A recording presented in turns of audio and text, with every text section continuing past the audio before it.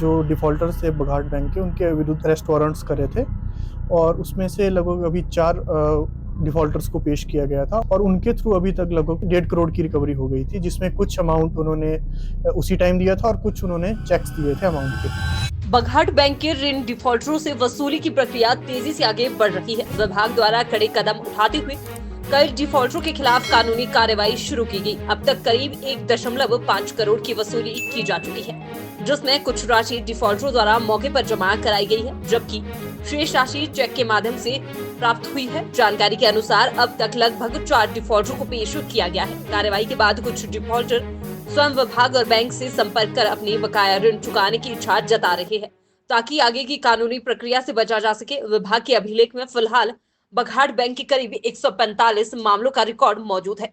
वसूली की शुरुआत बड़े डिफॉल्टरों से की गई है, जबकि अब शेष मामलों की फाइलें की समीक्षा की जा रही है। विभाग ने सभी डिफॉल्टरों को अपने बकाया ऋण की अदायगी के लिए निश्चित समय सीमा दी है और इस अवधि के भीतर ऋण का पूरा भुगतान न करने वालों के खिलाफ अगली चरण की कार्रवाई की जाएगी। अधिकारियों का कहना है कि सख्त रुख जारी है और समय सीमा के बाद भी बकाया नहीं। अभी जैसा कि हमने जो डिफ़ॉल्टर्स थे बघाट बैंक के, उनके विरुद्ध अरेस्ट वारंट्स करे थे और उसमें से लगभग अभी 4 डिफ़ॉल्टर्स को पेश किया गया था और उनके थ्रू अभी तक लगभग 50 लाख की रिकवरी हो गई है।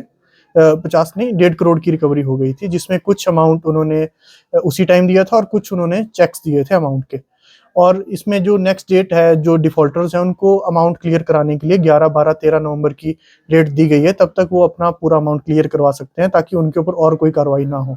बाकी कुछ डिफ़ॉल्टर्स खुद भी विभाग और बैंक को अप्रोच कर रहे हैं कि अपना लोन क्लियर करने के लिए, ताकि वो इस कार्रवाई से बच सकें। अभी जो डिफ़ॉल्टर्स हैं बघाट बैंक के, विभाग के पास लगभग 145 केस हैं। तो उसमें से जो बड़े डिफ़ॉल्टर्स थे, पहले हमने उनको ऊपर कार्रवाई स्टार्ट करी थी। हालाँकि अब धीरे-धीरे हम बाकी फाइल्स को भी देख रहे हैं।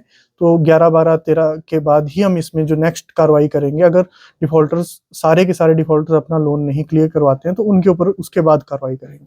जी।